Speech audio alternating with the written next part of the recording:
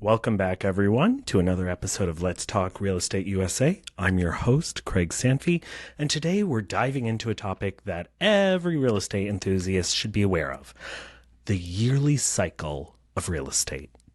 Remember to hit the like and subscribe for more weekly content. Now, understanding how the real estate market ebbs and flows throughout the year can give you a significant advantage, whether you're a buyer, seller, or an investor. So to kick things off, let's discuss the different seasons and how they affect the real estate market. Spring, for example, is often considered the prime season for selling homes. The weather's pleasant and the properties tend to look their best. Buyers come out in droves. Summer can still be a busy time, but it might see a bit of a slowdown due to vacations and other summertime activities. Everyone's at the beach. Everyone's on vacation. It's understandable.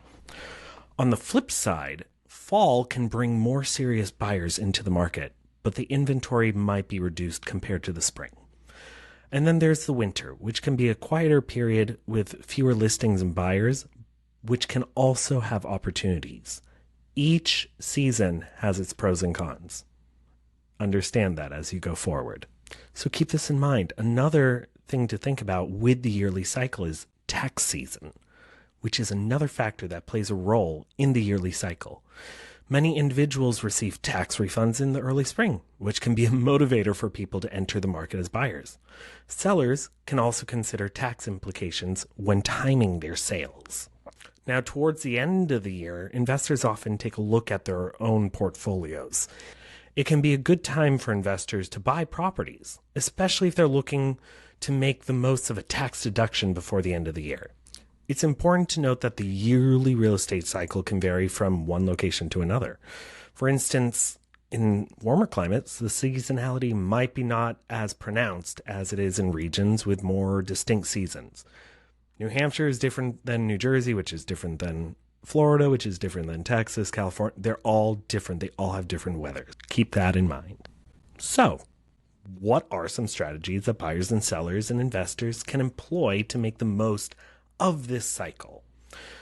Buyers might want to time their search to coincide with seasons when more properties are on the market, but they should also be prepared for more competition. On the flip side, if they're looking in the slower months, they'll have lower inventory, but it might also be lower competition.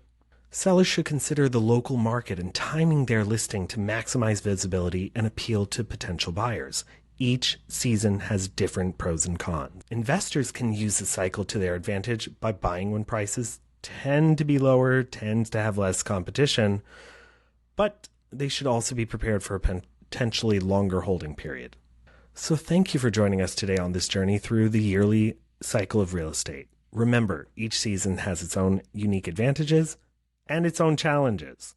By understanding the pattern and talking to a real estate professional, you can be more informed about your decisions.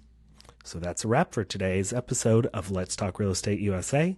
If you found this episode interesting, please subscribe, rate, leave a comment. Tune in next time as we continue to explore the fascinating world of real estate. Until then, may your investments be fruitful and your transactions be smooth.